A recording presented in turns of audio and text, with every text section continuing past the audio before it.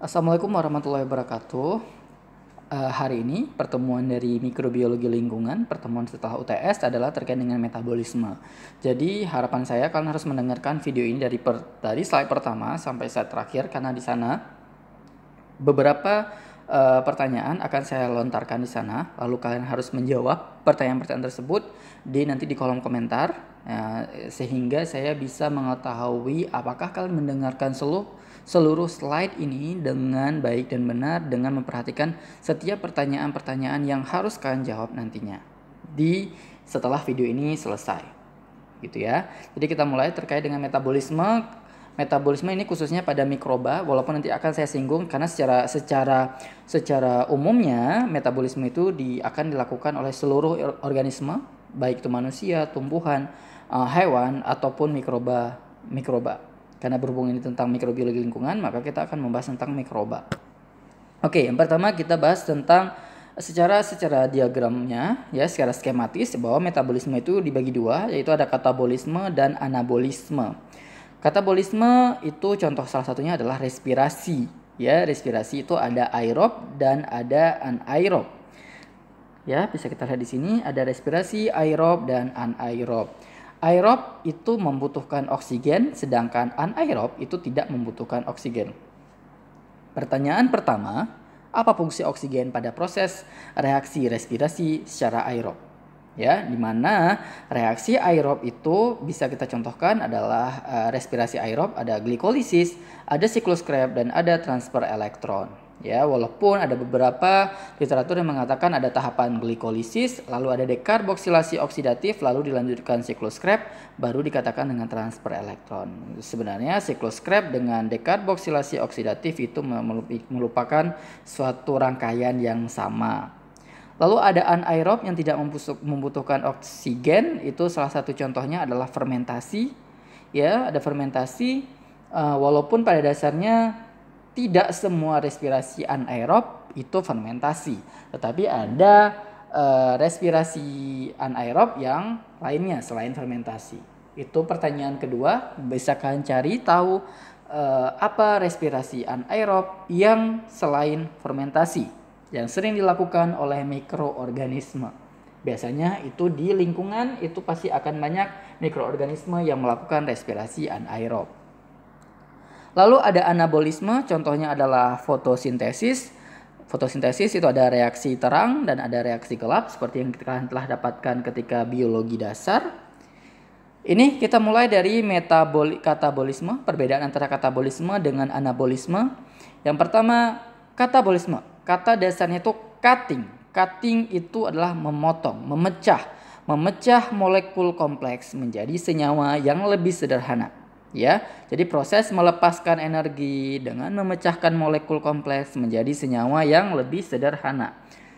Contohnya itu adalah respirasi seluler yang tadi, respirasi aerob, pemecahan glukosa dengan hadirnya oksigen. Jadi glukosa dipecah-pecah menjadi ATP nantinya secara katabolisme.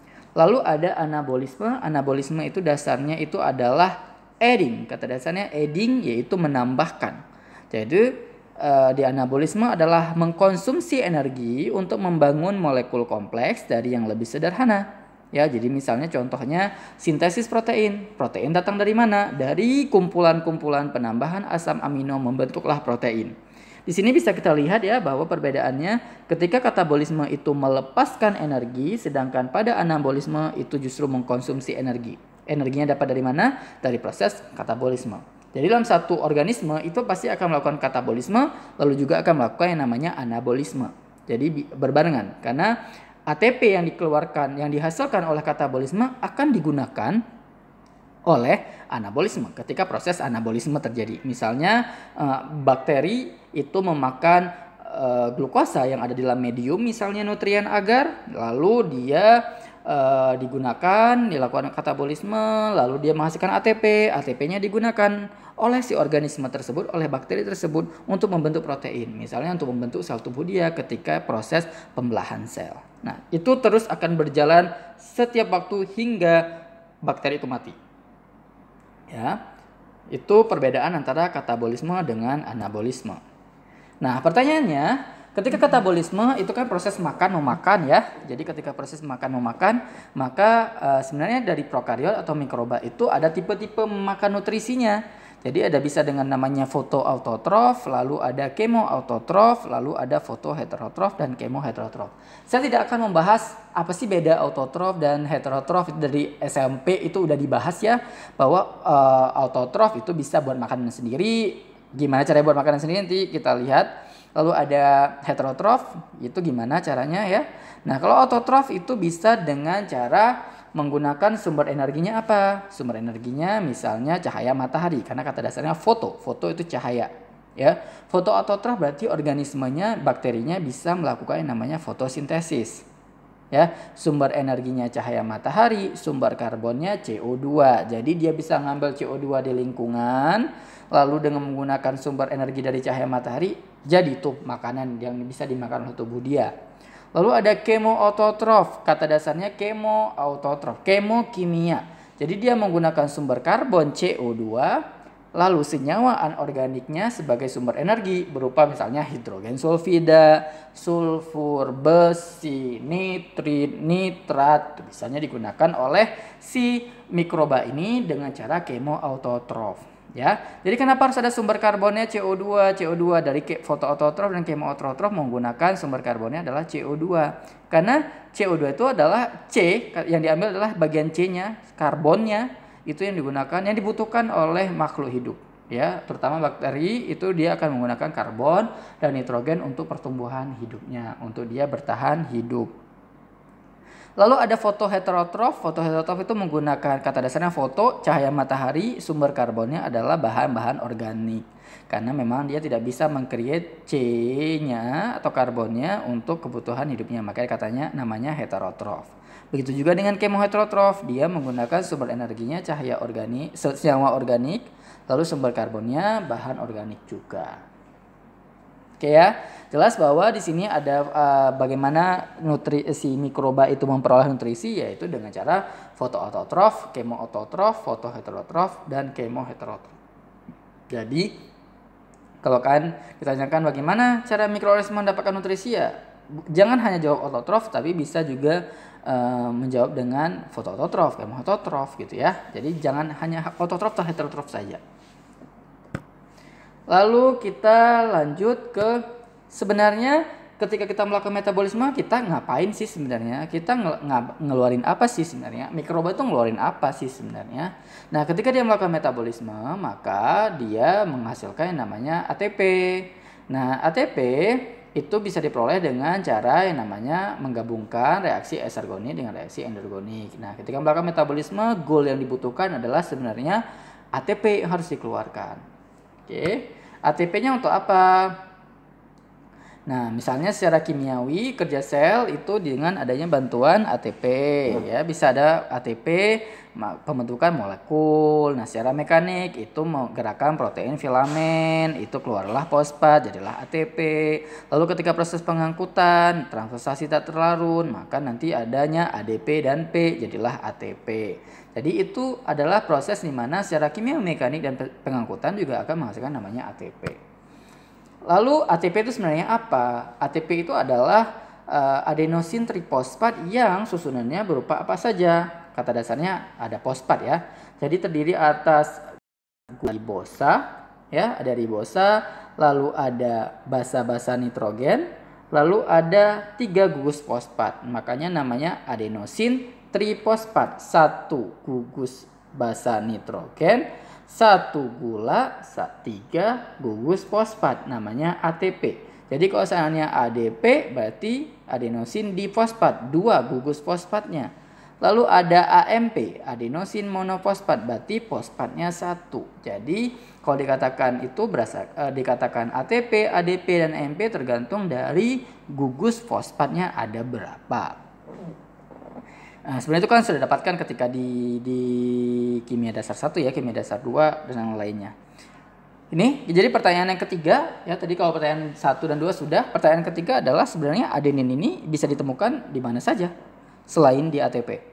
Ya, bisa nanti kalian jawab ya, adenin ditemukan di mana selain pada ATP. Sebenarnya dia penyusun apa aja? Penyusun apa selain ATP. Dia bisa menyusun apa saja, gitu ya. Lalu kita masuk ke tahapan yang namanya ketika kita berbicara tentang metabolisme, maka kita akan bicara tentang respirasi. Respirasi energi untuk hidup, ya. Jadi kalau sel tidak melakukan respirasi maka tidak akan hidup. Mikroorganisme itu tidak akan bisa hidup, ya.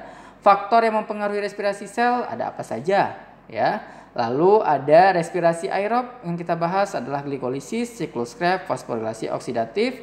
Lalu respirasi anaerob itu fermentasi. Ini garis besarnya saja. Tadi kita bahas ya bahwa ATP bahan bakar untuk menjalankan metabolisme.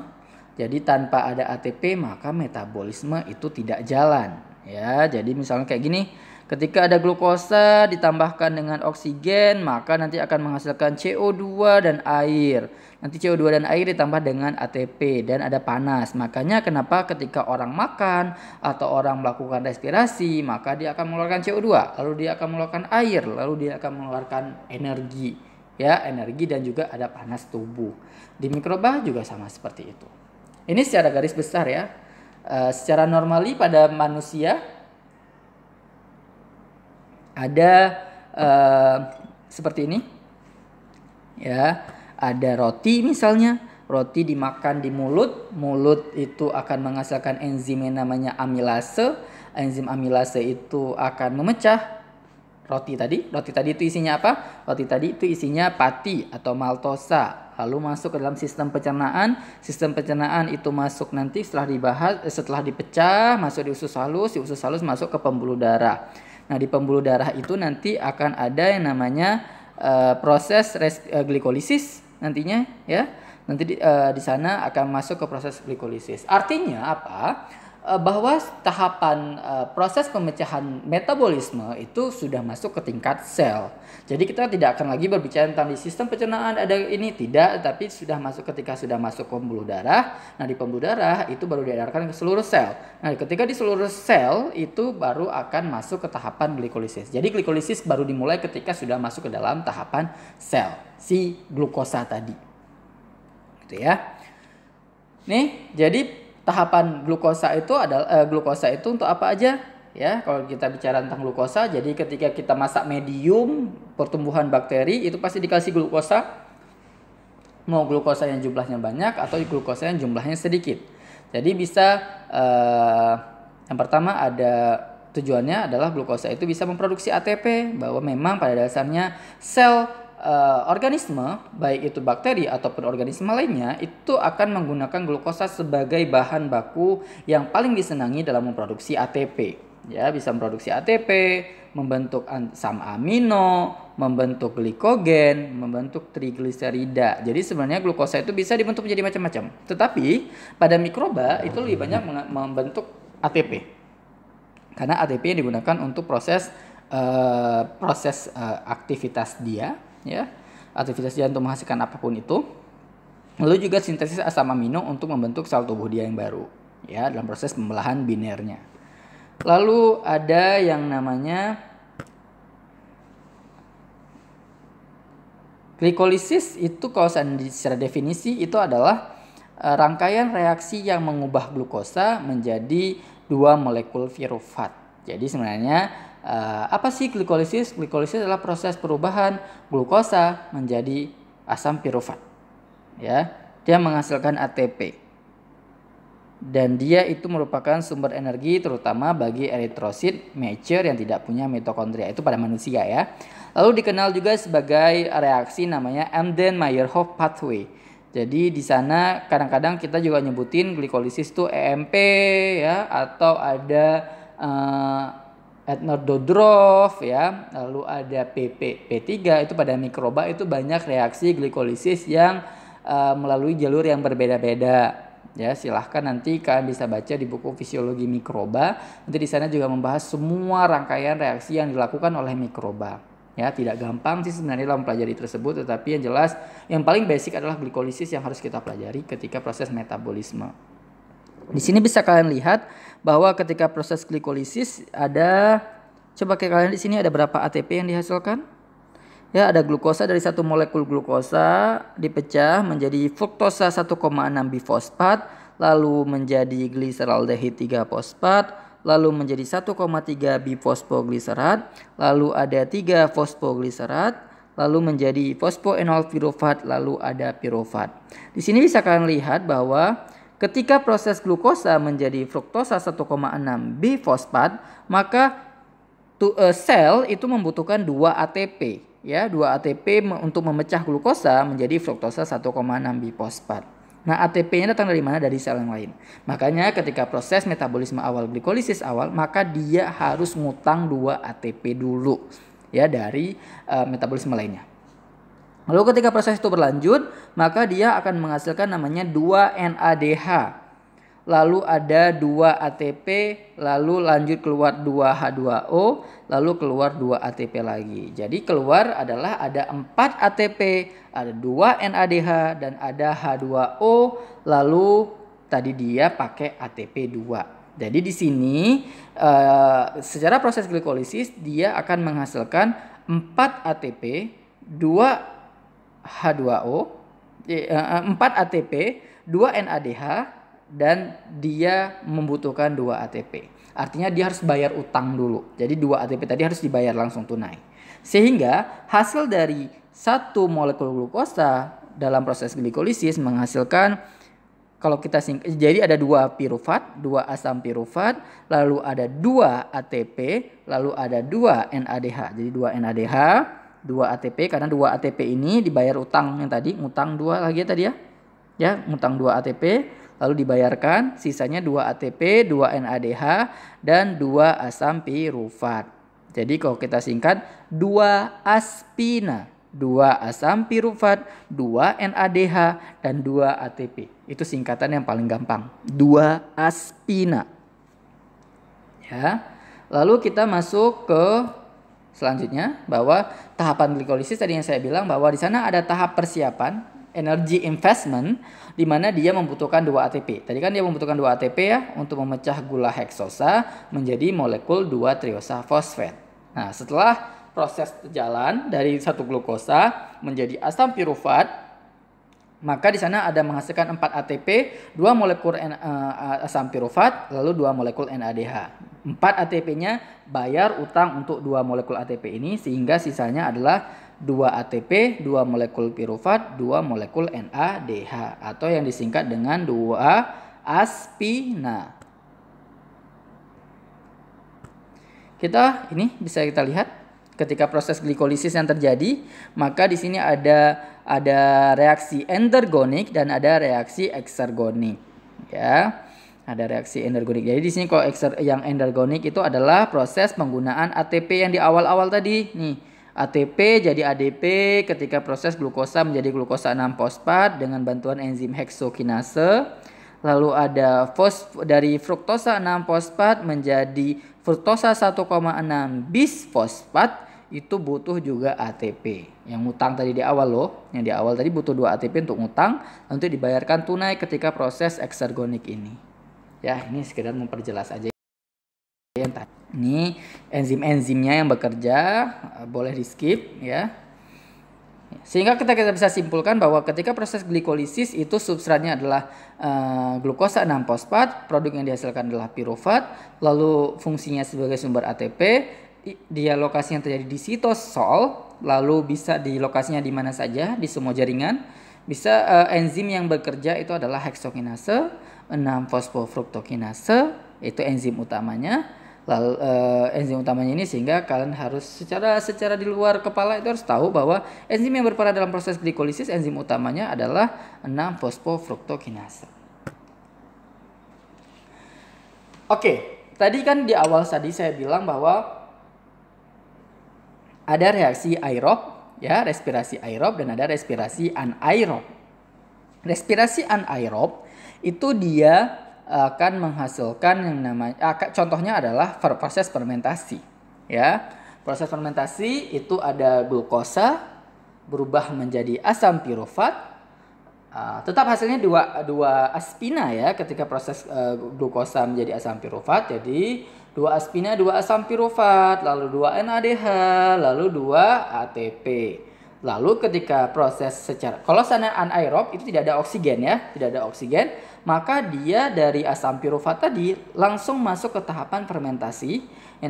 Bisa ya, fermentasinya berupa asam laktat, boleh alkohol, boleh propionat, boleh fermentasi butirat atau fermentasi campuran. Itu terserah dari selnya mau milih yang mana, tergantung substrat yang tersedia itu apa. Ya, di sini dicontohkan adalah asam laktat. Ya, ini asam laktat itu biasanya sering disebutkan karena sering ditemukan pada tubuh manusia. Misalnya, ketika sudah akan kecapean berlari, lalu kekurangan oksigen, maka dia akan terbentuk asam laktat, maka nanti muncul pegel-pegel.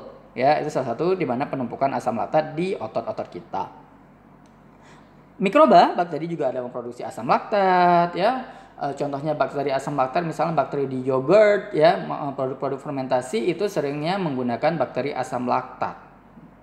Oke, jadi fermentasi asam laktat menggunakan bakteri asam laktat. Itu balik ke pertanyaan tadi, kenapa ketika tidak ada oksigen dia masuk ke jalur fermentasi atau jalur respirasi anaerob, ya? Kenapa bisa masuk ke sana? Ya, sehingga fungsi oksigen sebenarnya di sini sebagai apa? Ya, itu akan jawab berhubungan dengan pertanyaan tadi. Ini contohnya, ya, aerobik glikolisis. Ini sekedar lewat saja, ini sudah kita bahas. Ini ketika proses anaerob, ketika anaerob itu terjadi di sitosol, maka akan bisa ada hasilnya berupa dengan ada bantuan fermentasi dari yeast, itu akan menghasilkan alkohol dan asam laktat. Tetapi kalau seandainya ada oksigen, maka dia akan pindah ke mitokondria. Ya, di mitokondria nanti akan ada reaksi namanya siklus Krebs, ya, transfer elektron, sehingga energinya jadi nambah, ATP yang dihasilkan jadi 34 ATP. Ya, jadi 34 ATP di mitokondria. Nah, kalau saya tidak ada oksigen, dia cuma bertahan di sitosol, tidak masuk ke darah mitokondria. Ya. Nah, ini tadi masih kita bilang ada fermentasi asam laktat, ya, fermentasi asam laktat dari pirufat menjadi laktat. Jadi kalau kita mau panen laktat, maka prosesnya adalah dari pirufat menjadi laktat.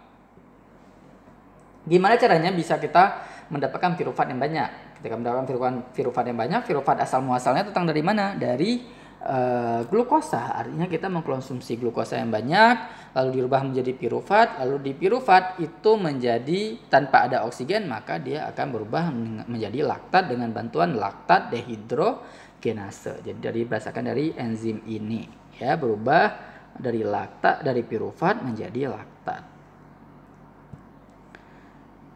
Ini kepentingan laktat pada manusia. Ya, saya tidak akan membahas panjang karena memang laktat itu untuk lanjut ke siklus kori, daur kori, lalu untuk pada otot-otot jantung. Jadi kita fokus ke mikroba saja.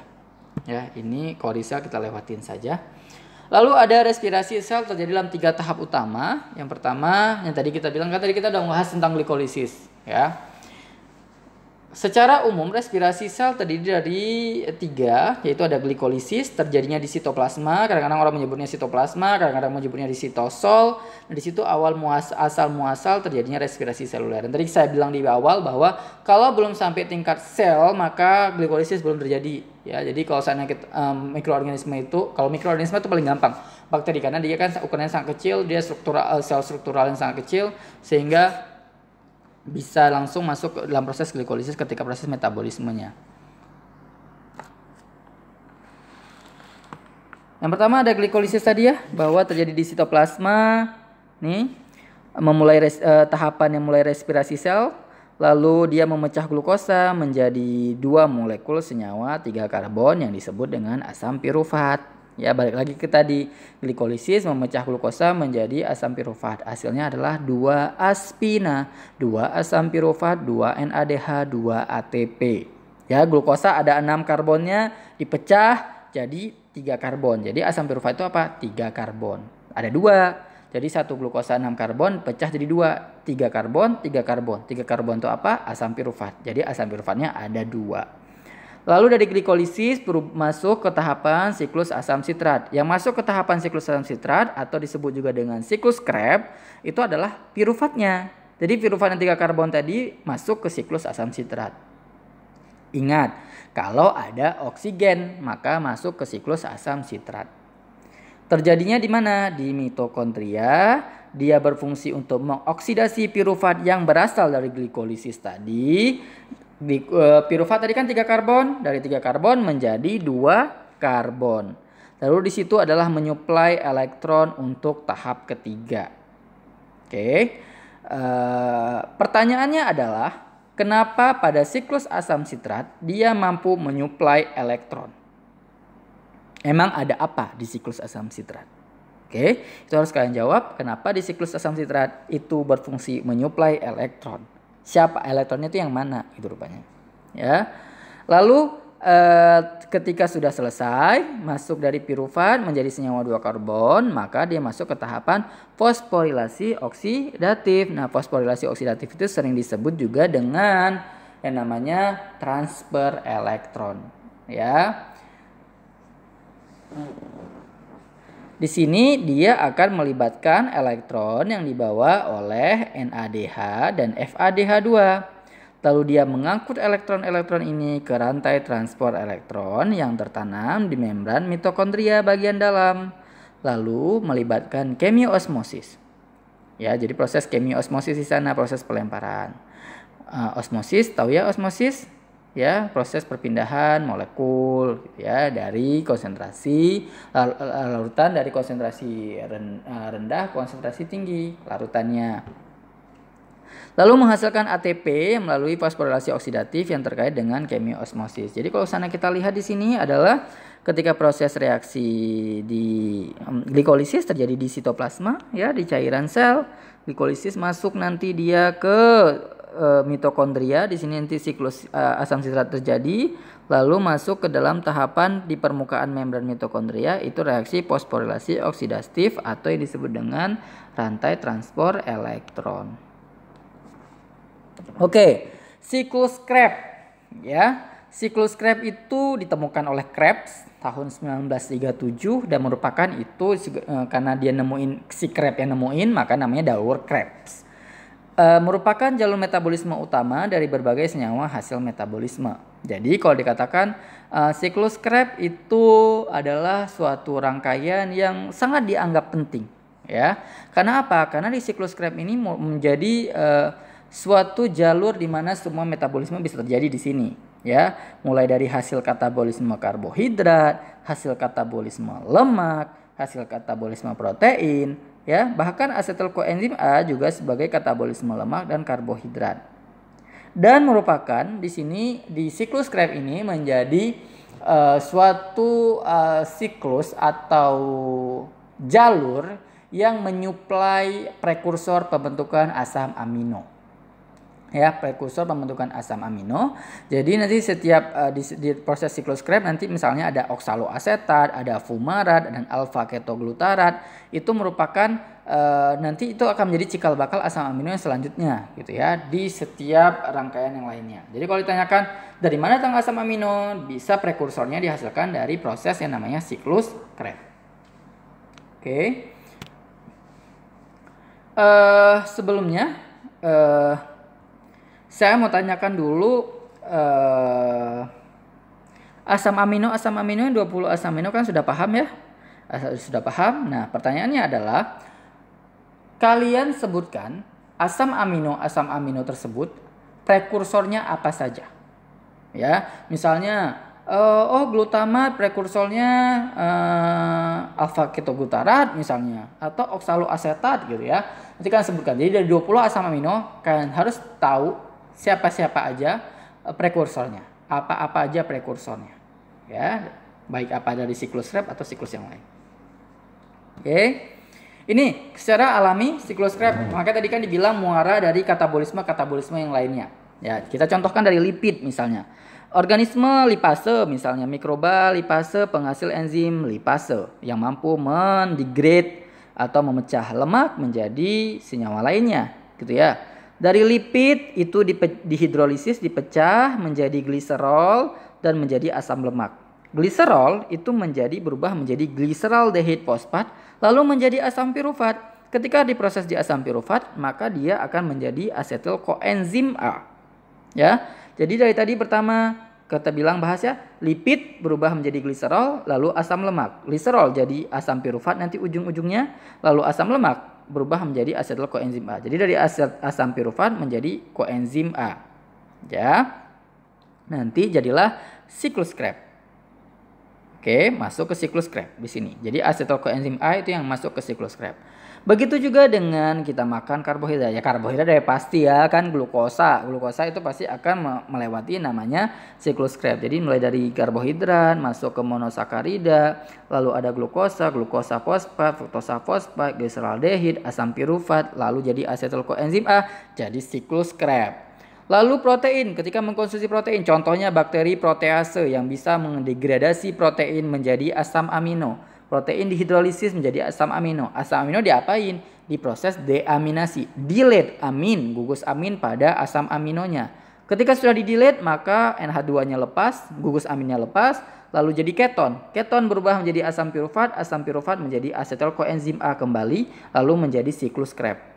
Ya, masuk ke dalam siklus Krebs. Jadi semua proses metabolisme dari katabolisme dari lipid, karbohidrat dan protein bermuara semua masuk ke yang namanya siklus Krebs. Ya, misalnya kayak gini protein. Protein dari berubah dari asam amino jadi keton itu bisa jadi menjadi asam pirufat atau langsung masuk keton ke siklus Krebs.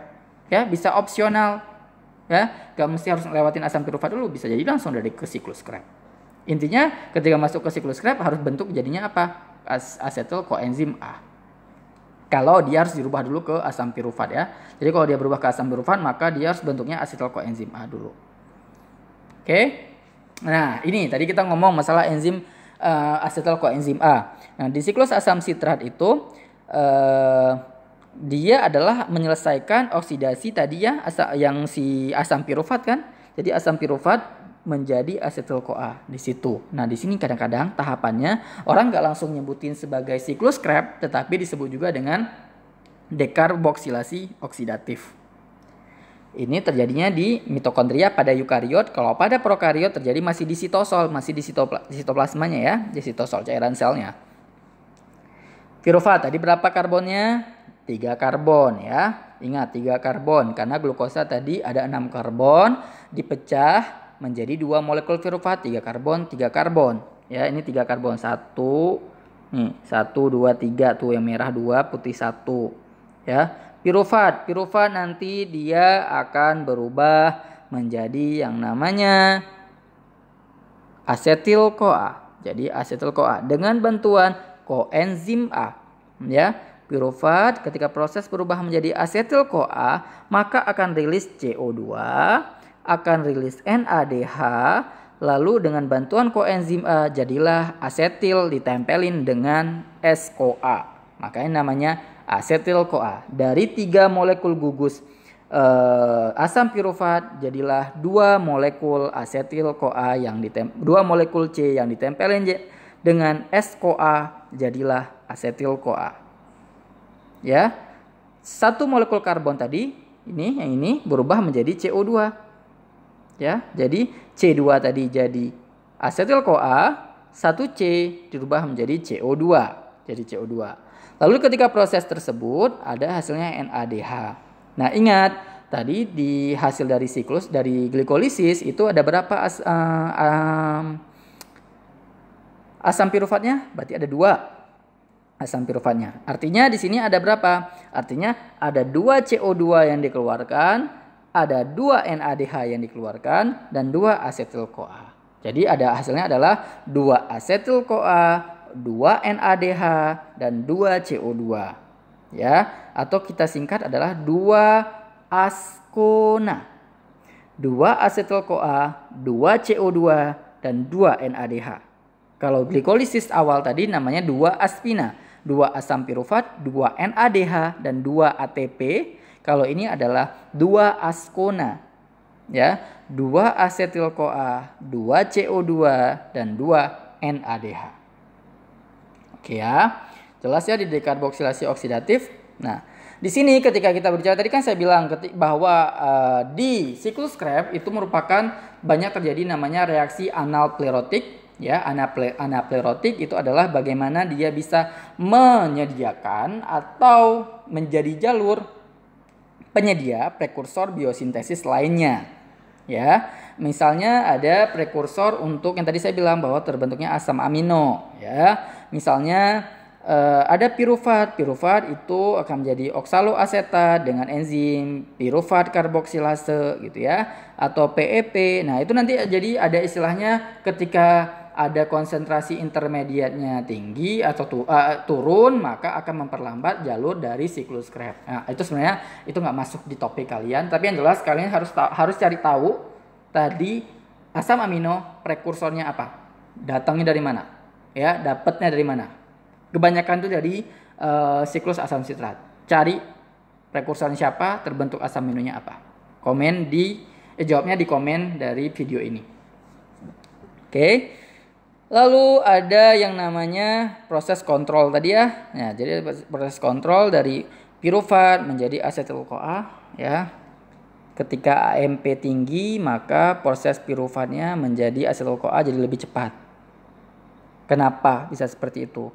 Karena ketika kita kekurangan ATP, maka kondisi ATP dalam tubuh kita itu dalam bentuk AMP, sehingga harus banyak fosfat yang dikeluarkan atau proses transport elektron terjadi harus banyak, sehingga AMP-nya itu bisa berubah menjadi ATP. Otomatis kalau seandainya kita ingin membutuhkan ATP yang banyak, maka proses siklus Krebs harus cepat berjalan, harus tinggi, ya, harus banyak prosesnya supaya supaya fosfat bisa menempel dengan baik dengan AMP, supaya ATP bisa terproduksi dengan banyak. Ya, ini secara umum piruvat. Lihat di sini ada piruvat jadi asetil-CoA. Nanti asetil-CoA akan masuk ke jalur siklus Krebs, ketemu dengan sitrat, isositrat, alfa ketoglutarat, suksinil-CoA, malat, oksaloasetat, dan itu akan berlanjut terus-menerus. Ya, ini namanya bersiklus. Oke, nih kalian bisa lihat asam sitrat intermediatnya apa saja ya. Ini saya bocorin sedikit beberapa asam amino yang dihasilkan. Dari pertama kita mulai dari sini ya, dari piruvat ya, dari piruvat jadi asetil-CoA, dari asetil-CoA nanti bisa masuk ke sitrat, ketoglutarat, suksinil-CoA, malat, dan oksaloasetat. Sitrat itu bisa menjadi prekursor untuk proses terbentuknya asam lemak dan sterol. Alfa ketoglutarat bisa jadi glutamat. Glutamat itu menjadi prekursor untuk pembentukan asam amino yang lain dan beberapa purin. Lalu ada suksinil-CoA, itu pembentuk yang namanya hem dan klorofil. Hem itu darah, klorofil zat warna hijau daun. Lalu ada oksaloasetat, itu dia ada prekursornya aspartat. Aspartatnya itu bisa membentuk asam amino lainnya selain yang tadi yang disebutkan tadi ya. Lalu jadi asam amino itu bisa muncul dari si produk si bagian dari siklus Krebs ini. Oke ya. Di sini ada jalurnya, misalnya kalau dia ada PEP karboksilase, maka nanti piruvat langsung masuk ke oksaloasetat gitu ya. Salah. Bukan, dari misalnya kalau ada piruvat karboksilase, maka piruvat nggak pakai jalur ke asetil-CoA langsung, tetapi dia akan masuk berubah menjadi oksaloasetat. Ini sebenarnya regulasi saja, ya, saya tidak akan membahas di kalian. Ini ranah anak biologi. Nih, jadi kalian bisa lihat di sini ya jalurnya. Dari asetil-CoA tadi datang dari asam piruvat ya. Dapatnya, ingat tadi apa?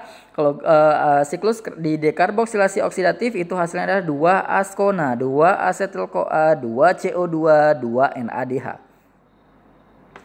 Asetil-CoA jadi sitrat, jadi kadang-kadang cis akonitat ini ditinggalin ya, cis akonitat ini. Kita dari sitrat menjadi isositrat, lalu alfa ketoglutarat, lalu ada suksinil-CoA, ada suksinat, ada fumarat, ada malat, lalu ada oksaloasetat. Coba kalian lihat di sini bahwa berapa NADH yang dikeluarkan ketika proses siklus Krebs terjadi. Ya, ingat ada berapa? Yang kalian bisa lihat di sini ada 1 NADH, 1, ini 1, ya. Ada 1 NADH yang warna orange ini, yang warna orange 1, 2. Setelah ya 1, 2, 3 ya, ada 3 NADH di sini. Lalu ada 3 NADH, lalu ada FADH 1, lalu ada ATP 1, lalu ada CO2, ada CO2. Ya. Jadi kalau kalian bisa lihat di sini adalah berapa NADH? Ada 3 NADH. Ya, ada 3 NADH, lalu ada 1 FADH, lalu ada 1 ATP, ya, lalu ada CO2 2. Jelas ya? Tapi ingat bahwa di sini adalah baru 1 dari asetil koenzim A. Tadi ingat ada berapa asetil koenzim A yang dihasilkan dari hasil glikolisis? Ya, dari hasil dari glikolisis kan tadi ada 2 asam pirufat ya, 2 asam pirufat, 2 aspina,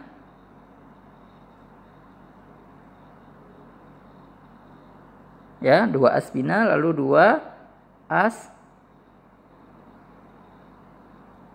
askona, ya, 2 askona.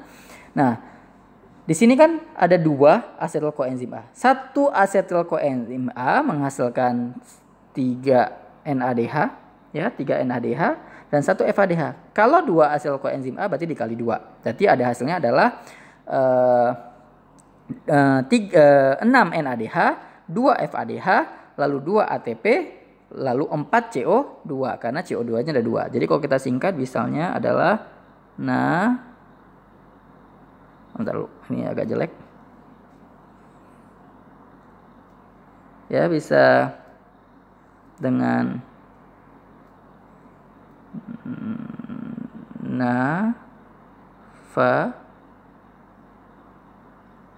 jelek ini. Kita next slide aja. Jadi bisa kita singkat dengan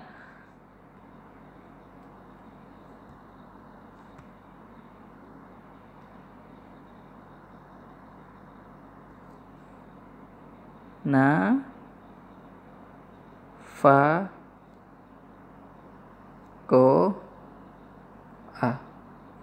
O-nya kecil ya. Jadi ada berapa NADH tadi? Ada 6. Ya, FADH-nya ada berapa? Ada 2. CO2-nya ada berapa? Ada 4. ATP-nya ada 2.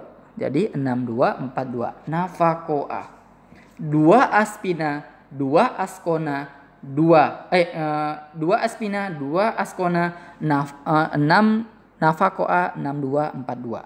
6 NADH, 2 FADH, 4 CO2 dan 2 ATP. Ya. Itu untuk kita gampang untuk menghafalnya, untuk mengingat. Jadi nggak perlu harus buka dulu buku. Berapa ATP yang dihasilkan ketika glikolisis? Berapa ATP yang dihasilkan oleh dekarboksilasi oksidatif? Dekarboksilasi oksidatif tidak menghasilkan ATP gitu. Tinggal gampang karena askona nggak ada. Nah-nya itu saya terus ulang ya. 2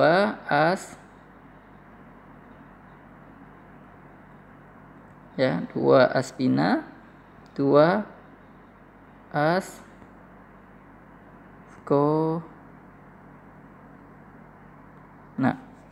Ya. Jadi 2 asam pirufat, 2 NADH, 2 ATP, 2 asetil CoA, 2 CO2, 2 NADH. Ini A-nya kecil ya, beda dengan Na di atas, beda dengan Na yang di aspina. Lalu ada NAFA-CoA. Jadi hasilnya ada berapa ketika proses Daur siklus Krebs? Jadi nanti NADH-nya itu harus di-convert menjadi 1 NADH bisa dengan 3 ATP. Jadi kalau ada 3 NADH, berarti ada 9 ATP. Oke. Lalu ada 1 FADH, ya, jadi di-convert jadi 2 ATP. Lalu 1 GTP dikalikan 1 ATP. Ya, ini 12 ATP dikali dengan 2 sama dengan 24 ATP-nya.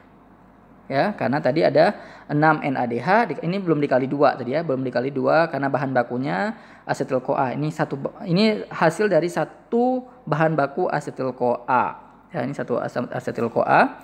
Jadi ketika dikali 2 jadi 6 NADH, 2 FADH, 2 ATP. CO2 kan tidak perlu di-convert. Ya. Jadi hasilnya ketika daur Krebs itu ada 24 ATP. Jelas ya? Nih, ketika proses glukosa tadi ada berapa ATP? Ada 8 ATP menjadi pirufat, ya. Tapi bayar utang ya, ingat bayar utang. Ini bukan 8 ATP deh. Ya. Lalu ada ada 2 asam pirufat jadi 2 kali 3 6 ATP, 2 asetil koenzim A 2 kali 12 ATP, 24 ATP, totalnya 38 ATP. Ini kenapa bisa Ini kenapa bisa 6 ATP? Karena di sini ada NADH.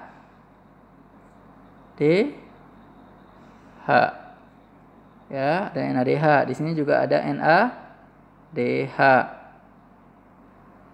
Ya. Ingat tadi 2 aspina, 2 ATP. Ya, tambah 2 NADH. Ya, 6 tambah 2 8 ATP. 2 pirufat, 2 kali 3 6 ATP. Lalu 2 asetil koenzim, jadi ketika 2 pirufat menjadi 2 asetil koenzim A hasilnya 6 ATP karena tadi ada 2 NADH yang harus di-convert. Lalu ada dari asetil koenzim A masuk ke siklus Krebs ada 24 ATP, totalnya 38 ATP. Lalu bayar utang jadi 36 ATP. Jelas ya? Oke, ini regulasinya. Pengaturan regulasi daur Krebs, jadi bisa dihambat, bisa tidak dihambat. Oke, bisa kalian lihat dari tanda panahnya di sini. Ketika ada pirufat ketika ada ATP maka terpicu menjadi asetil-CoA. Lalu nanti asetil-CoA masuk ke sitrat.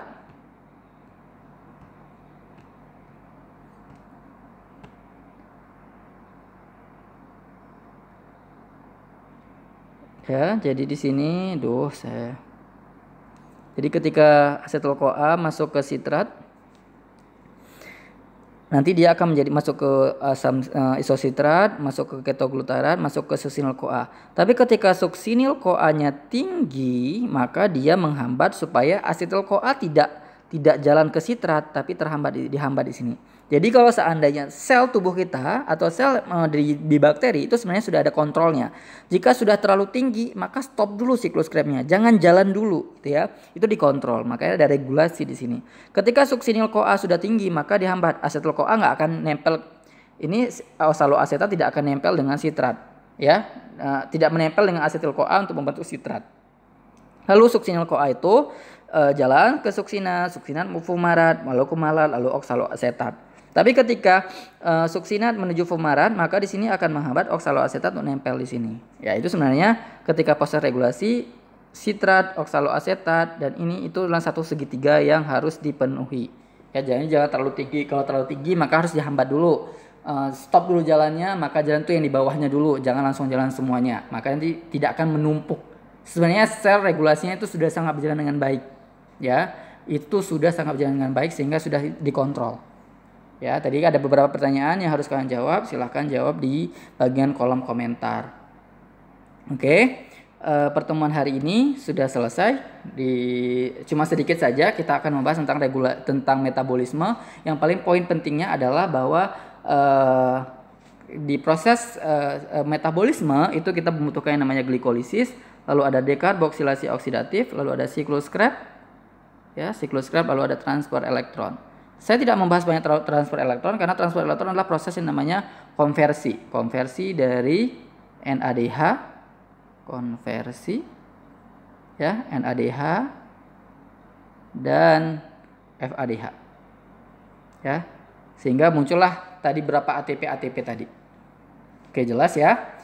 Kalau sudah jelas, pertemuan hari ini sampai di sini saja. Silahkan jawab pertanyaan yang sudah saya sampaikan di setiap slide tadi. Lalu jika ada pertanyaan silahkan juga tanyakan di bagian kolom komentar. Terima kasih. Assalamualaikum warahmatullahi wabarakatuh.